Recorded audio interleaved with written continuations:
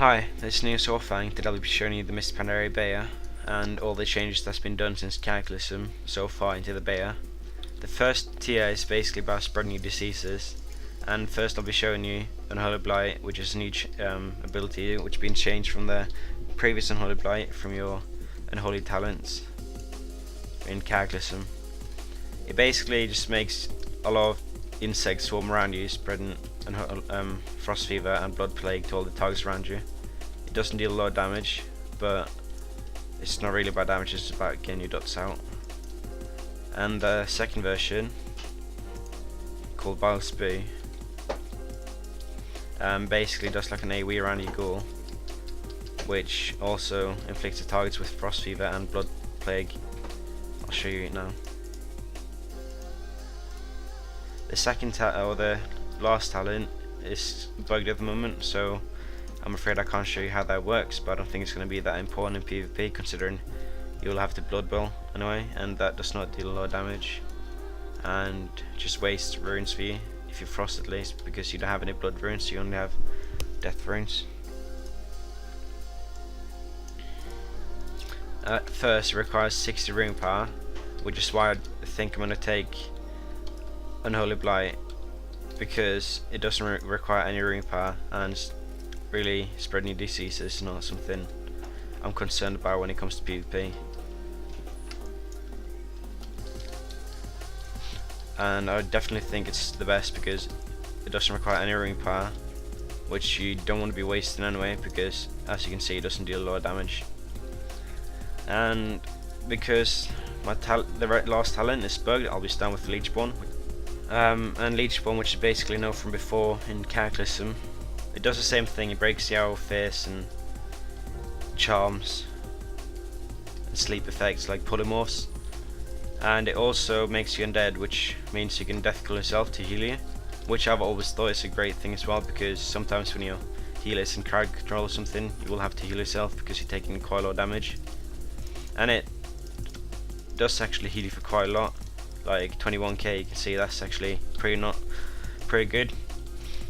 And the second talent, which is Anti-Magic Shell, is the same thing as you also remember from Cataclysm and in Unholy. It basically makes like a big AoE anti-magic shell which absorbs anti-magic damage up to 75% of it. It's a 2-minute cooldown, which is equal to the Leechborn, but I think Leechborn will be better because of breaking out crowd control and actually being able to heal you up. But the change to it now is that you can actually place it wherever you want. Like say I want to place it over where marked now, and I'll make the AoE bubble over there, which I guess will be actually pretty good if you choose to play with Anti-Magic Zone, because not always it's you that needs to absorb, but it might be your partner that needs it, which means you don't have to run over to him and then press it. You can actually just place it on him, which will probably be a very good change to Anti-Magic Zone. The last one is Icy Grip, which when you grip someone, it roots them, or not roots them, but it slows them for some percent, and it also reduces the cooldown of your death grip by 15 seconds. So as you can see, he's slowed 50%, but it is dispellable, but that doesn't really matter considering it's very short. But as I said, I think you'll be taking Leechborn, and that's very likely unless you're going to play with the Anti-Magic Stone. And in the third tier you've got Death Advance, Chillblains and Asphyxiate, and I'll be starting with Death Advance. It's not like it used to be, it doesn't activate when you have your runes on cooldown. It's a passive ability now, so you will always not be able to be taking below 75% movement speed. And next one is Chillblains, which I'll be personally taking unless I'm running with the combination that have a silence and needs a stun, because Asphyxiate basically stuns someone. But if you're playing with like a Paladin in twos, I think you're gonna want to take Strangulate, so you can like line up with this stun into silence, which will make it a lot more effective than would be if you had Asphyxiate and you just hodged him and then you'd stun him again and it'd be a D-Yard, which is quite stupid. when you have that, like, the chance to actually line up a bigger CC or make it a lot easier to kill someone. And it does the same thing. It basically slows them and then roots them for 3 seconds, and then it DRs down to a smaller duration. But I think that's going to be the greatest ability though, because as I mentioned in my previous video, when you have a melee or someone on you, you can actually root them and get away from them and actually like prevent damage, and you have a lot more abilities to like save your healer with peels and such.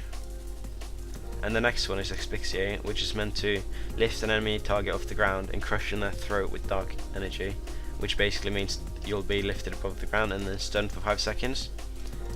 It used to be a channel, but now it's just like a cast and it's a 1 minute cooldown. And compared to the Strangler, which is a 2 minute cooldown, this will actually be pretty good.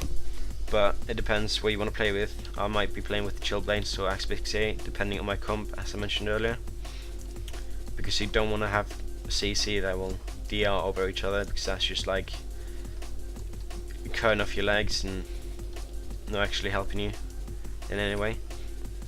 But it stuns them for 5 seconds, as you can see there. It lifts them above the ground. I'm not sure because I didn't get to see the animation that well there, but it might be a good ability.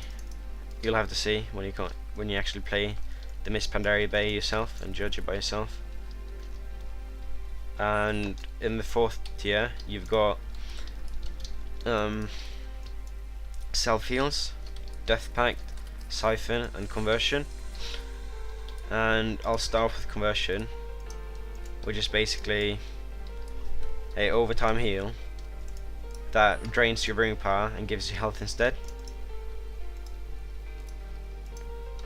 which actually might be a good ability, but considering that it actually slows down your rune power regeneration by 50% when you're using it, I'm not that sure about it.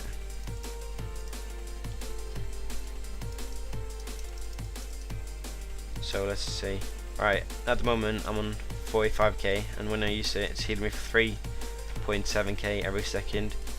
But you must remember that when you come into a Mist of Pandaria, you will have more HP and it will heal you for probably a bit more. It might be a good ability and it might not. And the next ability, which I've been dying to try out, is Death Siphon, which heals you for 75% of the damage dealt. It requires death runes, but considering it does 15k Shadow Frost damage, it scales with both Unholy and Frost masteries. So let's try out. Alright, so it did 15k damage and it healed me for 10k, and it's a range ability, 4-yard range. So even if they're really far away, you can still use it to heal yourself with it. And as you can see, it's very effective and heals for quite a lot more than what Conversion does, and it doesn't drain your rune power, but it does cost 1 death rune to use. But then again, you can use that to maybe even kill someone with, considering it does damage and it's not just like a heal. The next one is Death Pact, which you're all familiar to, which basically is like from Cataclysm. It just heals you when you sacrifice your cool.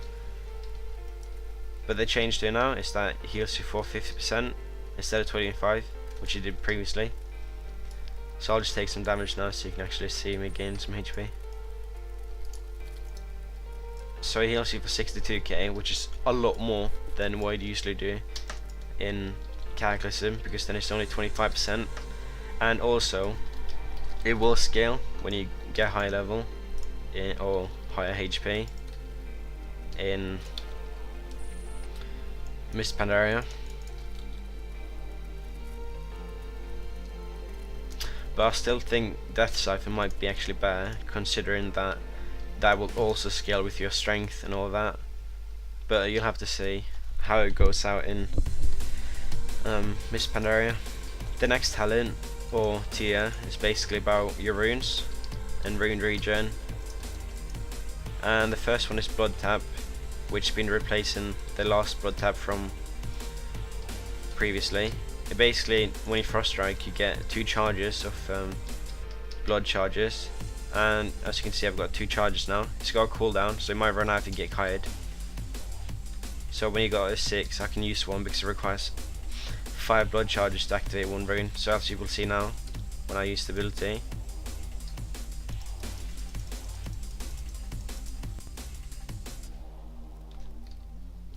that seems to be bugged at the moment, so I'm not sure.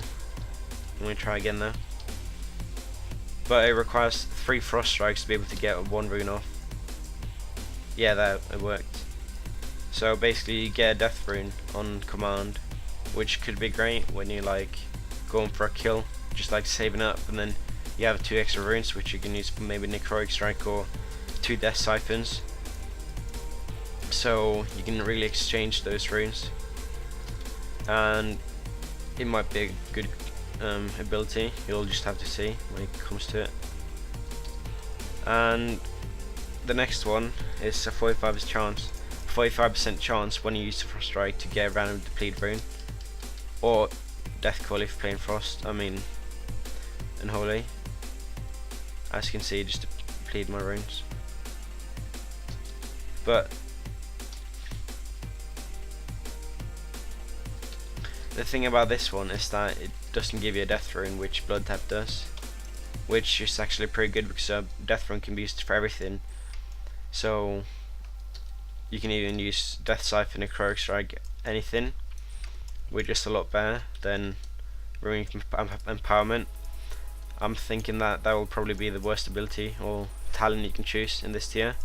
And the next one is rune corruption, which I'm really excited about because it's a really good ability. Increase your rune regen by 100% for 3 seconds when you do damage with a frost strike or death coil. It has a 45% chance to proc, which is pretty good. I'll show you now. When I use the frost rune now, you will see when I get the buff there, my runes regenerate 100% faster, which I think personally is a very good talent. So I think it's gonna either be rune corruption or blood tap. You'll just have to see when it gets to Mist of Pandaria. And now I'll be showing you the glyphs, which I'm actually also very excited about, because the first one that's been changed is anti-magic shell.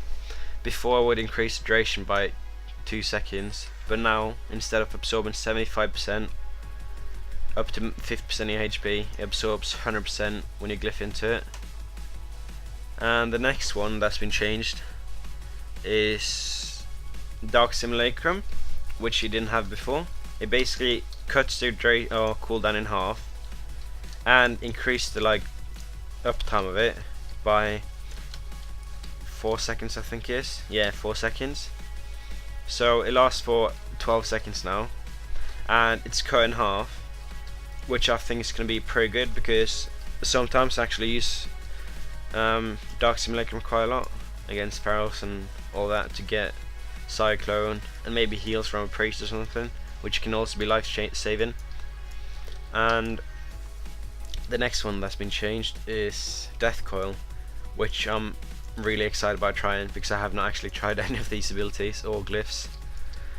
And what that does, it basically lets you Death Coil anyone to put an absorb on them, but you can't use it on yourself apparently. So you can use it on any friendly target to protect them with absorption, which is 5k. I'm not sure how good that's going to be, but if you're left with no other choices, I think it might actually be a pretty good ability, considering keeping your partners alive is actually a very big role in Arena. So as you can see, one Death Coil absorbs 6k damage, but it's a magic effect, so it can be dispelled, as you can see. The next one is Glyph under an infection, which makes the disease undispellable, but it reduces the damage they do by 30%. And this one, Icy Touch, basically when you use Icy Touch on anyone, it's like a dispel. It dispels one magic effect on them. So if you manage stun a shaman or something when you say nature swiftness, you can actually Icy Touch him and then actually steal the nature swiftness off him or you'd actually steal it, but you like cleanse it off him so you can't use it, or like a hot off a heat, or like them, or maybe Fair Ward of a priest. It's going to be a very good ability, and it might be very different to choose what you're going to take. The next one that's been changed is Glyph of Mind Freeze, because at the moment Mind Freeze is a 15-second cooldown, and it does the same thing. And this glyph reduced the cooldown of it by 2 seconds, but it also makes it cost 20 rune power, which might make it a lot harder to actually choose between this, because sometimes when someone's casting their near death, you might have just like, say, completely like dumped all your rune power into them, like frost strikes, and you're completely like run out, and then when the moment is there and they start casting and you haven't got the rune power required, it's going to be really sad to just see them get the heals off because you don't have the rune power to interrupt them. So I don't actually think I'm going to take this talent, but I'll have to see. The next one that's been changed is Glyph of Shifting Precedence, because basically before you'd lose all your rune power when you changed the glyph, which I'm also very happy to see, because I've been thinking about maybe using Blood Presence, considering it gives me a lot of armor when I'm like being open on, or like in an opener against a rogue or anything, but having to use chains to keep them away and then shifting back into Unholy Presence when I'm going offensive and losing all my rune power, which is a quite important resource for Death Knights. I haven't actually thought this would be such a good ability or thing to do, but considering you get a glyph right now, it might actually be a good change. And the next one that's been changed is Tranquil Grip, which is more for PvE because it just taunts them, which doesn't really matter in PvP, I guess. But the fun ability is a Geist, which basically transforms your boring ghoul that you've been having for years, that you might be bored of looking at. It's now actually a Geist, and they look pretty awesome, I think. But I don't think it's going to be very underground having this. It's going to be very mainstream when it comes out, I guess. And now I'm going to look at the talents, or not talents, but the actual abilities that each talent gets, like Unholy and Frost. And one more thing is also Control Undead, which is a new ability that you get along with Soul Reaper, but I haven't found any undead targets I can try it on. It basically mind controls them for a couple of, like 8 seconds I think, in PvP maybe, if it works in PvP.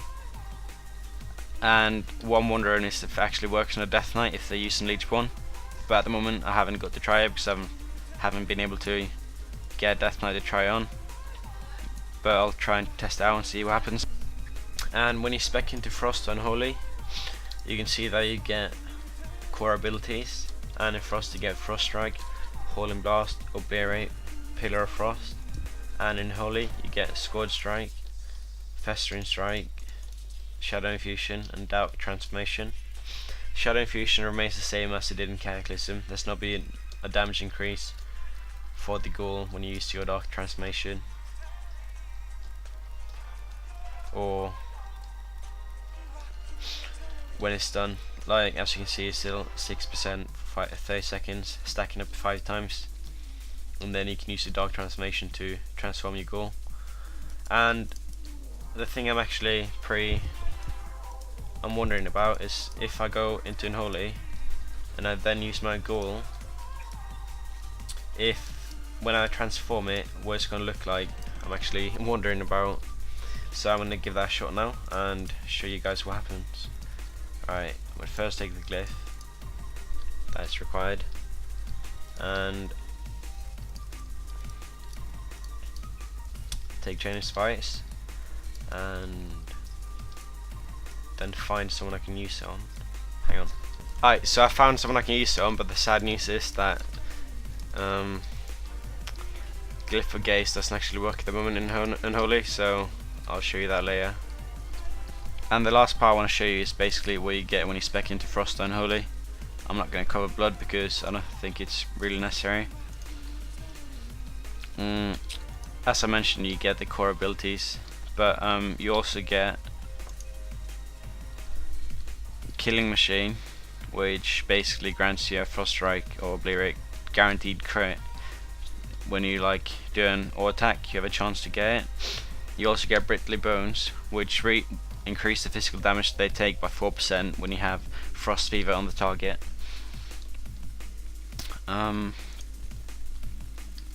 Another thing is Threat Thessarian for those that dual wield, and might have the Frozen Waste, which is for two-hander. You have a chance to get Rune Power, and your melee attacks deal an additional 10% damage. And when you do an Obliterate, you have a 45% chance for your next Howling Blast Icy Touch to consume no runes, which I think is going to be pretty good with the Glyph Icy Touch. If you maybe nuke them and use Obliterate instead, and then say the Paladin bops him, you can actually just Icy Touch him and have a chance to actually dispel his bop. And some more of the talents you get is also there's no other talents you really get as Frost, but the thing I want to show you when I have the possibility to actually try this out, if I do get the possibility, I want to show you how Soul Reaper works. But I'm not level 87. I'll try and maybe find a Death Knight who's level 87 so they can demonstrate how it actually works and how much damage it actually does to target. So if you have a chance, just have a look sometime and see if I actually upload a new video, and it might be there. And when you go into Unholy, what you get then is you get Dark Transformation, which is actually a core ability, which I've mentioned from before. You also get even Plaguebringer, which is the same thing as Brittling Bones for Frost, increase the physical damage they take by 4%. And the last ability you get is Unholy Might, which increases your strength by 25% passive. And also you get Sudden Doom, which you also had in the last Unholy talent spec. I'm not sure about the percentage now, but previously it was around roughly 5 to 6% per point, but I'm not sure if it's max out talent, so it might be like 15% chance, I'm not sure. You'll have a look and like try around, but you never know about RNG, so it does not really matter. But yeah, that's about it, and thanks for watching, and please have a look around for more videos about Mist of Pandaria beta, and if you want, leave a comment below and maybe like the video or dislike the video if you didn't like it, and please subscribe. Thanks.